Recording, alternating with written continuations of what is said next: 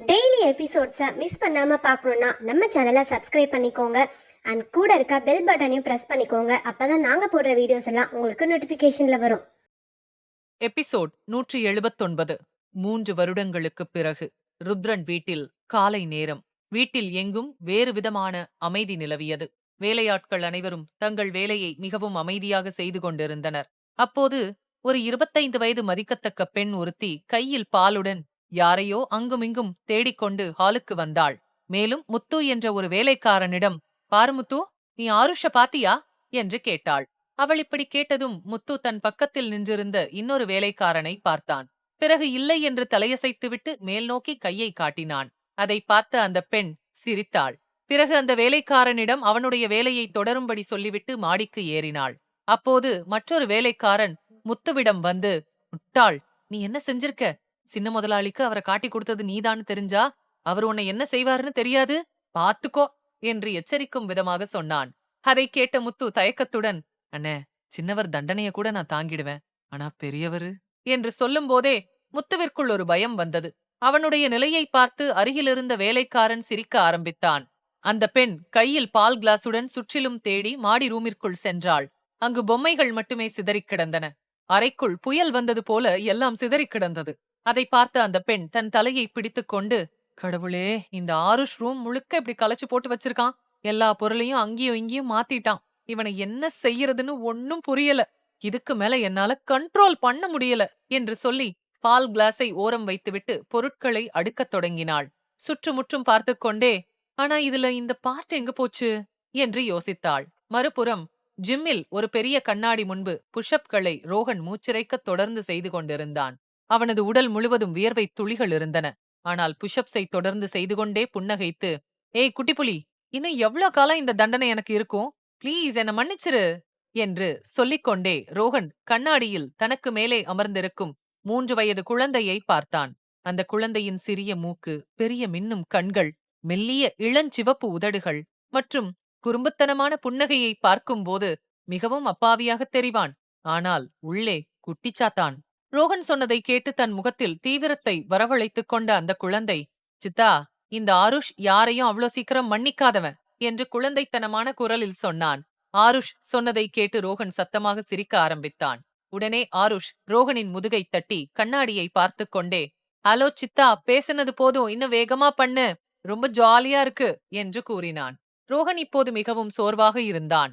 அவன் சோகமான முகபாவனையுடன், உனக்கு ஜாலியா இருக்குண்டா லிட்டில் டைகர், ஆனா என்னோட நிலைமை இப்பவே ரொம்ப மோசமாகிடுச்சு. உன் சித்தா மேல கொஞ்சமாவது கருணை காட்டு ப்ளீஸ், நான் இனி சத்தியமா எதையும் மறக்க மாட்டேன் என்று பரிதாபமாக கூறினான். ரோஹனின் இத்தகைய நிலையைக் கண்ட ஆருஷ் வாயில் கை வைத்து சிரிக்க ஆரம்பித்தான். அப்போது ஆருஷ் எதையோ யோசிப்பது போல காட்டிக்கொண்டு ஏதோ சொல்ல வந்தபோது, ஆருஷ், நீ எங்க இருக்க ஆருஷ் என்ற ஒரு பெண்ணின் குரல் இருவருக்கும் கேட்டது. அந்த குரலை கேட்ட ஆருஷ் அவசர அவசரமாக ரோஹனின் முதுகிலிருந்து இறங்கி, ஓஹோ, சித்தி, சித்தா ப்ளீஸ் என்ன காப்பாத்துங்க என்று சொல்லிவிட்டு ரோஹனின் பின்னால் ஒளிந்து கொண்டான். அதே நேரம் ரோஹன் அவனது செயலைக் கண்டு சத்தமாகச் சிரித்தான். தன் பின்னால் ஒளிந்திருக்கும் ஆருஷை பார்த்து, ஏ குட்டிப்புலி, நீ எனக்கு முன்னாடி புலி, உங்க சித்திக்கு முன்னாடி பூனையா என்று கிண்டல் செய்தான். அதை கேட்ட ஆருஷ் மிகவும் அப்பாவியான முகபாவனையுடன், அட சித்தா, இத நான் உங்ககிட்ட இருந்து தானே கத்துக்கிட்டேன் என்று கூறினான். அதை கேட்ட ரோஹன் ஒரு கணம் திகைத்துப் போனான். அந்த லிட்டில் டைகர் தன்னையே கிண்டல் செய்வதைக் கண்டு ஏதோ சொல்ல வர அதற்குள் ஆருஷ் அவன் உதட்டில் விரலை வைத்து அவனை அமைதியாக இருக்கும்படி சைகை காட்டினான். உடனே ரோஹனும் அவனை அப்பாவியான முகபாவனையுடன் பார்த்தான். ரோஹன் முன்னால் பார்த்து அவனுடைய ஒளிந்து கொள்ளும் செயலுக்கு தலையாட்ட தானாக அவன் உதட்டில் புன்னகை மலர்ந்தது. பின்னர் எதிரே நிற்கும் பெண்ணை பார்த்து, என்ன ஆச்சு சக்தி, என்னை ஏன் இப்படி முறைச்சு பாக்குற? என்ன மறுபடியும் கல்யாணம் செஞ்சுக்க நினைக்கிறியா என்று கேட்டான் ரோகன். சக்தி கோபமாக அவனை பார்த்துவிட்டு, என்ன ரோஹன், நீயும் குழந்தை மாதிரி பேசுற? நான் இந்த ஆருஷ ரொம்ப நேரமா தேடிட்டு இருக்கேன். ஆனா அவனை எங்கேயுமே காணல. நான் காலையில இருந்து தேடிட்டு இந்த வீட்டையே சுத்தி சுத்தி ஓடுறேன். அவனை பார்த்தா நல்லா கவனிச்சுக்கிறேன். சரி, நீ அவனை பாத்தியா என்று கேட்டாள். சக்தி சோகமாக இருப்பதை பார்த்த ரோஹன் தன்னை கட்டுப்படுத்த முடியாமல் சத்தமாகச் சிரித்தான். பின்னர் ரகசியமாக பின்னால் மறைந்திருக்கும் ஆருஷை பார்த்தான். பிறகு எதையோ யோசித்துவிட்டு, சரி, நான் சொன்ன அதுல எனக்கு என்ன லாபம் என்று கேட்டான். ரோகன் சொன்னதை கேட்டதும் ஆர்வமாக அவனை நெருங்கி வந்த சக்தி, அப்போ உனக்கு தெரியுமா என்றாள். ரோஹன் சக்தியின் கையை தன் கையோடு கோர்த்து, நல்லா தெரியும், ஆனா எனக்கு லாபம் இருந்தா மட்டும்தான் சொல்லுவேன் என்றான். அதை கேட்ட சக்தி அவனிடமிருந்து தன் கையை விலக்கிக் கொண்டு, ரோஹன், விளையாட இது நேரம் இல்ல. நான் ஆருஷ கண்டுபிடிக்கணும். தெரிஞ்சா சொல்லுங்க, இல்லனா என்ன விடுங்க என்று சினுங்கினாள். ரோஹன் சக்தி சொன்னதை அலட்சியப்படுத்திவிட்டு காதலுடன் அவளை நெருங்கி, சக்தி, பேசுறத நிறுத்திட்டு என்னையும் கொஞ்சம் கவனி என்று சொல்லிவிட்டு ரோஹன் சக்தியின் அருகே செல்ல ஆரம்பிக்க, சக்திக்கு பின்னால் லேசான காலடி சத்தம் கேட்டது. உடனே அவள் திரும்பி ஆருஷ் ரகசியமாக ஓடுவதைக் கண்டு, ஆருஷ், இங்கதான் இருக்கியா? இரு வரேன் என்று துரத்தினாள். சக்தி சொன்னதை கேட்டதும் ஆருஷ் தன் அப்பாவித்தனமான முகபாவனையுடன் ரோஹனை பார்த்து, சித்தா, இங்க சித்திய பிடிச்சுக்கோங்க, நான் ஓடிடுறேன் என்று சொல்லிவிட்டு தம்ஸ் அப் செய்துவிட்டு அங்கிருந்து ஓட, ரோஹனும் அவனுக்கு தனது கட்டை விரலை காட்டிவிட்டு சிரிக்க ஆரம்பித்தான். அதை பார்த்த சக்தி ரோஹனை கோபமாக முறைத்து பார்த்து, நீயும் அவனுக்கு சப்போர்ட் பண்ணி தப்பிக்க விட்டுட்டியா? இப்போ உங்க 2 பேரையும் கம்ப்ளைண்ட் பண்ணணும்னு நினைக்கிறேன். என்னை விடு ரோஹன் என்றாள். ஆனால் ரோஹன் அவளை இறுக்கமாக பிடித்துக்கொண்டு, இல்ல சக்தி, உன்கிட்ட இன்னும் நிறைய பேசணும் என்று சிரித்தபடி கூறினான். அதை கேட்டதும் சக்தி கோபமாக ரோஹனை கிள்ளிவிட்டு அவனிடமிருந்து விலகி, நான் உன்னை அப்புறம் பாத்துக்கிறேன், முதல்ல அந்த குட்டிச்சாத்தான பிடிக்கிறேன் என்று சொல்லிக்கொண்டே ஆருஷை பின்தொடர்ந்து சக்தியும் வெளியே ஓடினாள். அதை பார்த்த ரோஹன் சத்தமாக சிரிக்க ஆரம்பித்தான். ஏனெனில் ஆருஷ் அவ்வளவு சீக்கிரம் சக்தியிடம் சிக்க மாட்டான் என்று அவனுக்கு நன்றாக தெரியும். இப்போது அவளை வீடு முழுவதும் ஓட வைக்கப் போகிறான் என்று யோசித்தவன், ஐயோ, என் பொண்டாட்டி பாவம், இப்போ அவ டிசைனரா இல்லாம ரன்னரா மாறிட்டா என்றான். வெளியே நடந்து வந்த விஜயேந்திரரும் ஆகாஷும் சக்தி பால் கிளாஸுடன் ஹாலில் ஓடுவதும் அவளுக்கு முன்னால் ஆருஷ் ஓடிக்கொண்டிருப்பதையும் கவனித்தனர். ஆருஷ் அவர்களை நோக்கி ஓடி வந்து விஜயேந்திரர் கால்களை கட்டிக்கொண்டு அப்பாவியான குரலில், பெரிய தாத்தா, என்ன காப்பாத்துங்க, சக்தி சித்திக்கிட்டே இருந்து என்ன காப்பாத்துங்க என்று கூறினான். ஆருஷை பார்த்த விஜயேந்திரரும் ஆகாஷும் சிரித்தனர். ஆகாஷ் முன்னால் வந்து ஆருஷை தூக்கிக் கொண்டு, மறுபடியும் நீயும் உன் சித்தியும் ஓடி பிடிச்சு விளையாட ஆரம்பிச்சாச்சா என்று கிண்டல் செய்தார். சக்தி அவர் அருகே மூச்சிறைக்க வந்து நின்று, அப்பா, நீங்களே சொல்லுங்க, இவன் ஒருத்தரை தவிர வேற யார் பேச்சையும் கேக்குறதே இல்ல. இவன் யாரோட கண்ட்ரோல்லையும் இல்ல. இவ்ளோ நேரம் ஆயிடுச்சு. ஆனா நான் இன்னும் பால் கிளாஸோட இவன் பின்னாடி ஓடிட்டு இருக்கேன். இவனை கொஞ்சம் நீங்களே கேளுங்க என்று புகார் சொன்னாள். அதை கேட்ட ஆருஷ் முகத்தை சுருக்கி சக்தியை பார்த்தான். அப்போது விஜயேந்திரர் ஆருஷின் குறும்பு கதைகளை கேட்டுவிட்டு சோஃபா அருகில் வந்து, இதுல என்ன புதுசா இருக்கு சக்தி? எங்க குடும்பத்துல யாருக்கும் பால் பிடிக்காது. எனக்கோ, ஆகாஷுக்கோ, ருத்ரனுக்கோ என்று ருத்ரன் பெயரை எடுத்ததும் அவர் கண்கள் கலங்க விஜயேந்திரர் அமைதியாகிப் போனார். அதை கவனித்த ஆகாஷ் அவர் தோளில் கை வைத்து தட்டிக் கொடுத்தார். அதே சமயம் ஆருஷ் தன் அப்பாவி கண்களால் அவர்களை பார்த்து புரிந்து கொள்ள முயற்சித்தான். பிறகு அவன் வேகமாக டேபிளில் வைக்கப்பட்டிருந்த பால் கிளாஸை எடுத்து, பாருங்க பெரிய தாத்தா, ஆருஷ் பால் குடிக்கிறான். இப்போ உங்களுக்கு ஹாப்பி தானே என்று சொல்லிவிட்டு ஒரே மூச்சில் பாலை குடித்தான். அவனின் இந்த அப்பாவித்தனமான வார்த்தையை கேட்டு விஜயேந்திரர் சிரித்தார். ஆருஷ் பாலை குடித்துவிட்டு தன் சித்தியிடம் கிளாஸை கொடுக்கும்போது முகத்தை சுளித்து காட்டினான். அதை பார்த்த சக்தி சிரித்துக்கொண்டே அவனது வாயை சுத்தம் செய்துவிட்டு, குட் பாய், இப்ப நான் உன்னை ரெடி பண்றேன் என்று சொல்லிவிட்டு கையை ஆருஷை நோக்கி நீட்டியதும் ஆருஷ் மகிழ்ச்சியுடன் அவளை அணைத்துக் கொண்டான். அப்போது ஆகாஷ் சக்தியை பார்த்து, சக்தி, உனக்கு இன்னைக்கு முக்கியமான மீட்டிங் இருக்கே, போக வேண்டாமா? உனக்கு லேட் ஆகும் இல்லையா? கவலைப்படாத, சரளா ஆருஷ ரெடி பண்ணுவா என்றார். அதை கேட்ட சக்தி வேண்டாம் என்று தலையை ஆட்டி, இல்லப்பா, அதெல்லாம் ஒன்னும் தேவையில்ல. எனக்கு இது பிடிச்ச வேலைதான். அதுவும் இல்லாம ஆருஷ்க்கு இந்த சக்தி சித்தி ரெடி பண்ணி விட்டாதான் பிடிக்கும். என்ன ஆருஷ், சரிதானே என்று கேட்டாள். அதை கேட்ட ஆருஷும் ஆமாம் என்று வேகமாக தலையை ஆட்டிக்கொண்டு சக்தியின் இடுப்பில் ஏறிக்கொண்டான். விஜயேந்திரர் கனத்த இதயத்துடன் பெருமூச்சு விட்டு, ஆகாஷ், அந்த கடவுள் ரொம்ப கல்நெஞ்சம் படைச்சவன். ருத்ரன் எப்படி அவனோட அம்மாவை பிரிஞ்சு வாழ்ந்தானோ அதுபோல இவனுக்கும் அப்படி ஒரு நிலைமை. கடவுள் நம்ம கிட்ட இருந்து எல்லா சந்தோஷத்தையும் பறிச்சுக்கிட்டான். நாம என்ன கனவு கண்டோம், எல்லாமே முழுமையடையாம போயிடுச்சு. சக்தி ஆருஷ நல்லா பாத்துக்கிட்டாலும் ஒரு குழந்தையோட வாழ்க்கையில அம்மா இடத்த யாராலையும் நிரப்ப முடியாது என்று சொல்லும் போதே அவரின் கண்களில் கண்ணீர் வந்தது. அதை பார்த்த ஆகாஷும் கண் கலங்கினார்.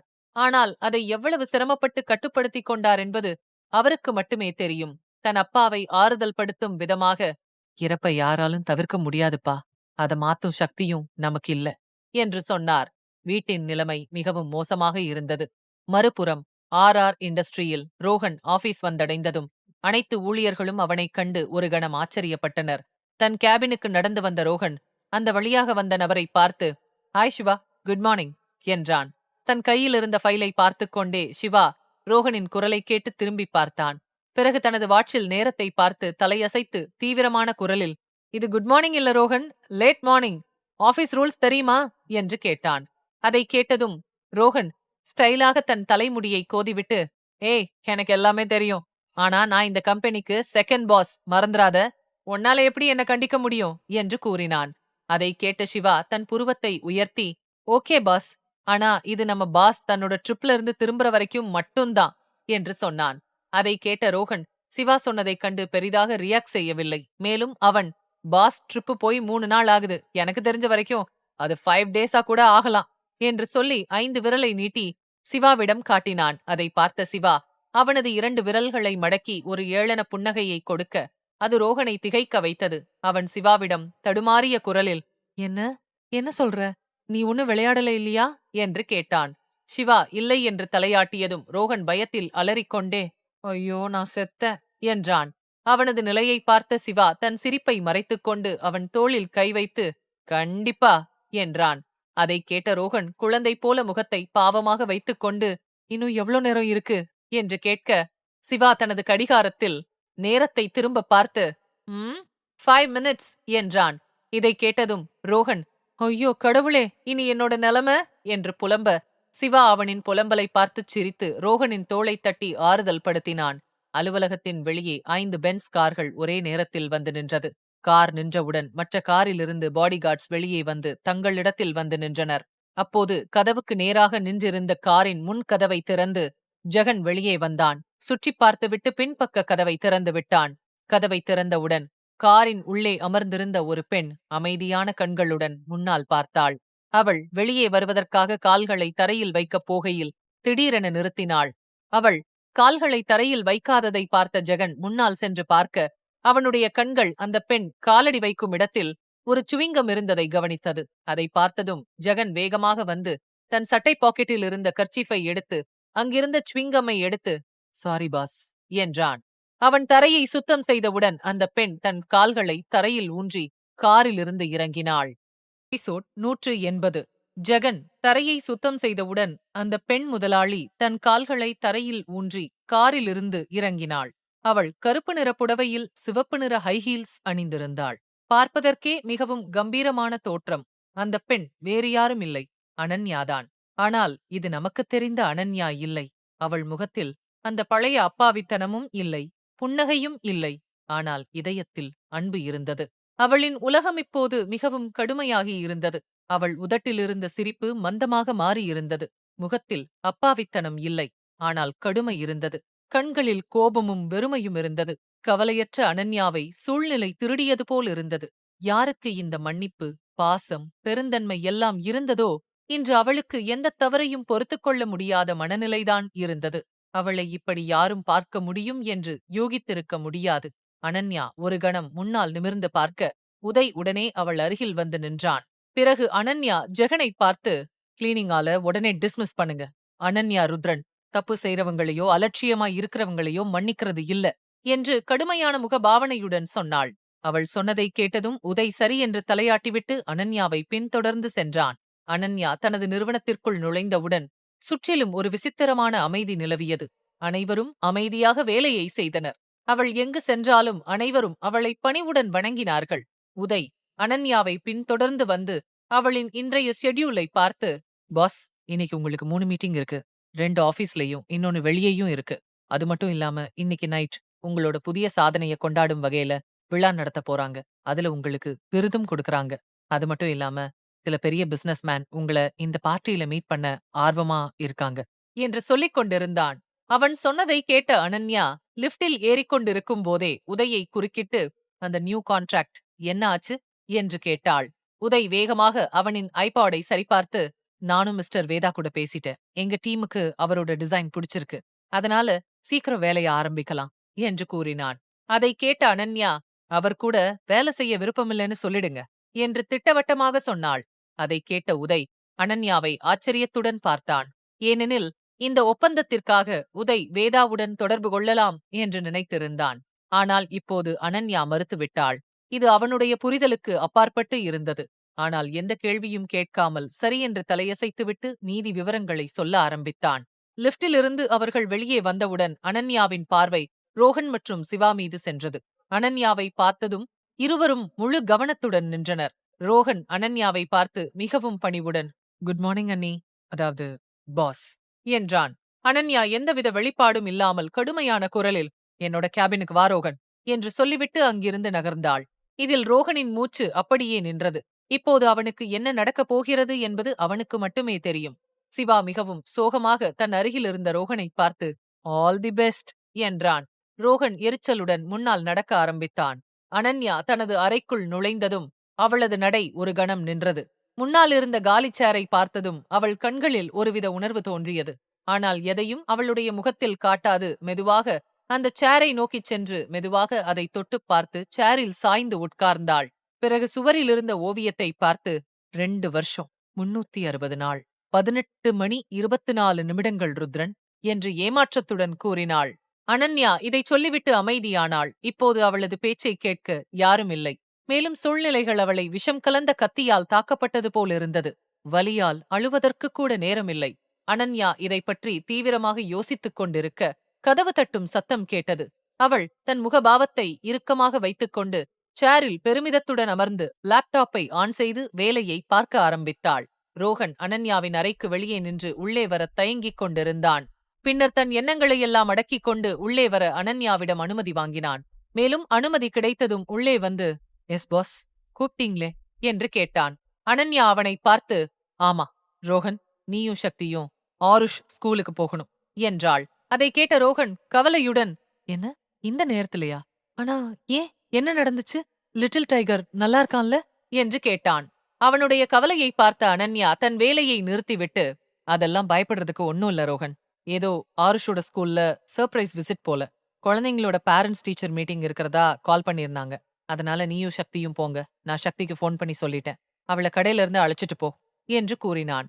அனன்யா சொன்னதை கேட்ட ரோஹன் நிம்மதி பெருமூச்சு விட்டான். பிறகு எதையோ யோசித்து, ஆனா அண்ணி, நீங்க ஸ்கூல் போகலாம்ல?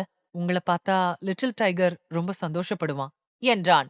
இதை கேட்டதும் அனன்யாவின் விரல்கள் லேப்டாப்பில் அசையாமல் நிற்க ஆருஷின் முகம் கண்முன்னால் தோன்றியது. அனன்யா தன் குழந்தையை நேசிக்காமல் இல்லை.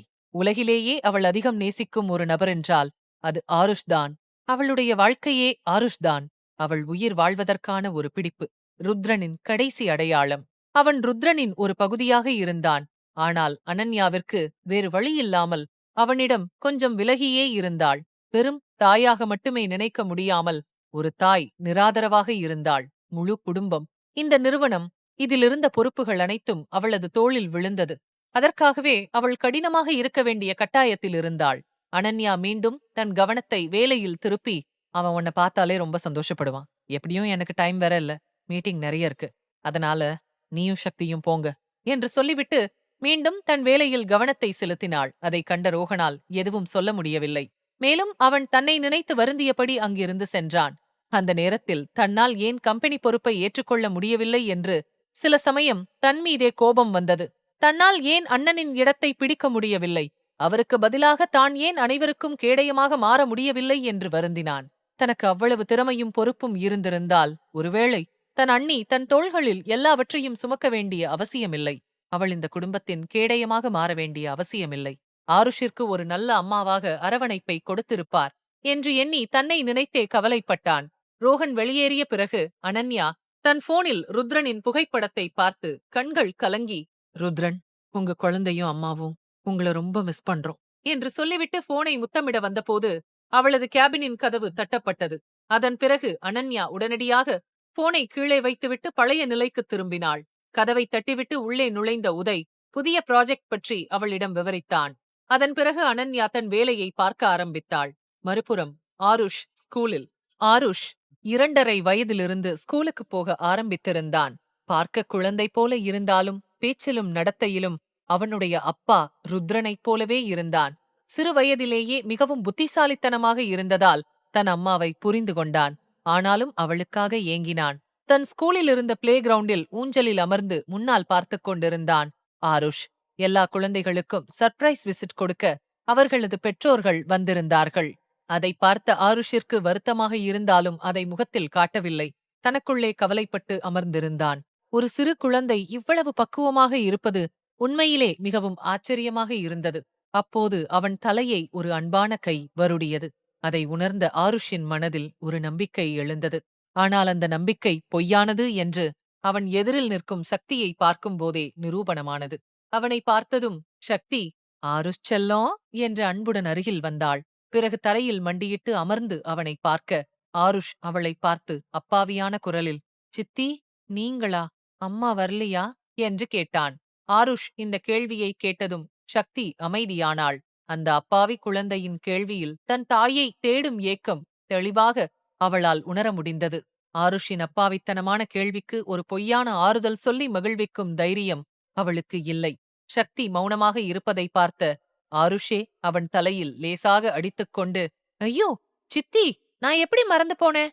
அம்மா ஆபீஸ் வேலையா வெளியூர் போயிருக்காங்கல்ல, அவங்களால எப்படி வர முடியும்?" என்று சொல்ல, ஆருஷ் சொன்னதை கேட்ட சக்தி வலுக்கட்டாயமாக சிரித்துவிட்டு தலையை ஆட்டினாள். அப்போது அங்கு வந்த ரோகன் உற்சாகமாக கைகளை விரித்து, "ஏய் மை லிட்டில் டைகர்" என்றான். ரோகனின் குரலைக் கேட்ட ஆருஷ் அவனை முன்னால் பார்த்தவுடன் அவனது ஆச்சரியம் 4 மடங்காக அதிகரித்தது. அவன் மகிழ்ச்சியுடன் ஓடி வந்து, "Siddha! Super star uncle, cool uncle, நீங்க எல்லாரும் எனக்காக வந்திருக்கீங்களா?" என்று கத்தினான். அந்த நேரத்தில் அனைவரையும் பார்த்து ஆருஷ் மிகவும் மகிழ்ச்சியாக இருந்தான். ஏனெனில் அவனுக்கு பிடித்த 4 பேரும் அவனுக்கு முன்னால் இருந்தனர். அவன் ரோகனை சித்தா என்றும், தனுஷை தனு என்றும், சூர்யாவை சூப்பர் ஸ்டார் அங்கிள் என்றும், அஜயை கூல் அங்கிள் என்றும் அழைத்தான். தனுஷ் முன்னால் வேகமாக நடந்து வந்து ஆருஷை தூக்கிக் கொண்டு, "ஹே மை ஸ்பைடர்மேன், எப்படி இருக்க? உன்னை பார்த்து எவ்ளோ நாளாச்சு, எவ்ளோ நல்லா வளர்ந்துட்ட" என்று கூறினான். அதை கேட்ட ஆருஷ் மூக்கைச் சுருக்கி கையை சக்தி பக்கம் காட்டி, "ஏன்னா சித்தி எனக்கு தினமும் மில்க் குடுக்கறாங்க, அதான் நான் நல்லா வளர்ந்துட்டேன்" என்று சொன்னான். ஆருஷின் செய்கைகளை கண்ட தனுஷ் சிரித்துக்கொண்டே அவன் கன்னத்தை கிள்ளினான். பிறகு ரோகனை பார்த்து, "பாரு ரோகன், உன்னோட இருக்கறதால இவனும் ரொம்ப குறும்பா இருக்கான்" என்று சொல்ல, அதை கேட்ட ரோகன் அவனை முறைத்துப் பார்த்தான். அஜய் உடனே தனுஷிடமிருந்து ஆருஷை வாங்கிக் கொண்டு, "சரி, இந்த கூல் அங்கிள் நல்ல டேஸ்டியான chocolate ice cream, strawberry milk shake செஞ்சு என் தங்கத்துக்கு குடுக்கறேன். ஹாப்பியா?" என்று கேட்டான். அதை கேட்டதும் ஆருஷ் மிகவும் மகிழ்ச்சி அடைந்தான். அப்போது சூர்யா அவன் முன்னால் வந்து அஜயின் தோளில் தட்டி, "நீ என்ன என்னோட பார்ட்னருக்கு லஞ்சம் கொடுத்து உன் பக்கம் இழுத்துக்கலான்னு பாக்குறியா? நீ உன்னோட கிச்சனை கவனிச்சுக்கோ, என் பார்ட்னர் என்னோட தான் ஃபுட்பால் கேம் விளையாடுவான்" என்று சொல்லிவிட்டு அஜயிடமிருந்து ஆருஷை வாங்கிக் கொண்டு ஓட ஆரம்பித்தான். அதை பார்த்த அனைவரும் அவனை பின்தொடர்ந்து ஓடினர். ஆருஷ் பிளே கிரவுண்ட் வந்தவுடன் எல்லோரும் அவனுடன் ஃபுட்பால் விளையாடி அவனை சந்தோஷப்படுத்தினர். நால்வருக்கும் ஆருஷ் தான் வாழ்க்கை மற்றும் சந்தோஷம் எல்லாம். எவ்வளவு பிஸியாக இருந்தாலும் ஆருஷ் எப்போதும் அவர்களுடன் தான் இருந்தான். இப்படி ஆருஷ் ஜாலியாக இருப்பதைக் கண்டு மற்ற குழந்தைகளும் பொறாமை கொண்டனர். அனைவரும் தங்கள் அப்பாவுடன் விளையாடவும் இவர்களைப் போல உற்சாகமாகவும் இருக்க விரும்பினர். அதே சமயம் சக்தி அவர்கள் சிரித்து விளையாடுவதை வீடியோ எடுத்து அதை அனன்யாவுக்கு அனுப்பினாள். தனது மீட்டிங்கில் மும்முரமாக இருந்த அனன்யா அந்த வீடியோவை பார்த்ததும் மிகவும் நிம்மதியடைந்தாள். ஆனால் அடுத்த நொடி வேலை காரணமாக அந்த வீடியோவை பாதியிலேயே நிறுத்த வேண்டியதாயிற்று. ஆருஷ் ஸ்கூலில் இன்று மிகவும் ஜாலியாக விளையாடியதால் முற்றிலும் சோர்வாக இருந்தான். அதனால் வீட்டுக்கு வந்தவுடன் சக்தி மடியிலேயே தூங்கிவிட்டான். சக்தியும் மிகவும் கவனமாக அவனை படுக்கையில் படுக்க வைத்தாள். அப்போது 22 வயதுடைய பெண் ஒருத்தி அறைக்குள் நுழைந்தாள். அவள் கையில் ஒரு சிறிய கிண்ணம் இருந்தது. உள்ளே வந்தவள் ஆருஷ் தூங்குவதை பார்த்து, "அட, இன்னைக்கு சின்னவர் எந்த கலாட்டாவும் இல்லாம ரொம்ப சீக்கிரம் தூங்கிட்டாரு. இல்லனா நான் இந்த வீட்டையே 4-5 தடவை சுத்தி வந்திருக்கணும்" என்று சலித்துக்கொண்டே சொல்ல, சக்தி அவள் சொன்னதை கேட்டு சிரித்துக்கொண்டே ஆருஷின் தலைமுடியை வருடிவிட்டு, "அவன் இன்னைக்கு ரொம்ப ஜாலியா இருந்தான். அதான் ரொம்ப டயர்ட் ஆகிட்டான். சரி சாரா, நான் சொன்னதை கொண்டு வந்தியா?" என்று கேட்டாள். சக்தி கேட்டதும் சாரா கையை நீட்டி, "ஆமா, கொண்டு வந்திருக்கேன். நீங்க விடுங்க, நான் பாத்துக்கறேன். நீங்களும் பார்க்க டயர்டா இருக்கீங்க. போய் ரெஸ்ட் எடுங்க" என்று சொன்னதும் சக்தி இல்லை என்று தலையை ஆட்டி, "அதெல்லாம் ஒண்ணும் வேணாம். நான் பாத்துக்கறேன். உனக்கு தூக்கம் வந்தா போய் படு" என்றாள். சக்தி சொன்னதை கேட்டு சிரித்த சாரா, "அம்மாவை விட அதிகம் பாசம் பொழியிற சித்திய நான் இங்க தான் பாக்கறேன்" என்று கூறினாள். சக்தி சிரித்துக்கொண்டே சாரா கொண்டு வந்த டவலை தண்ணீரில் நனைத்து ஆருஷின் உடம்பை சுத்தம் செய்துவிட்டு அவனுக்கு உடையை மாற்றிவிட்டு தூங்க வைத்தாள்.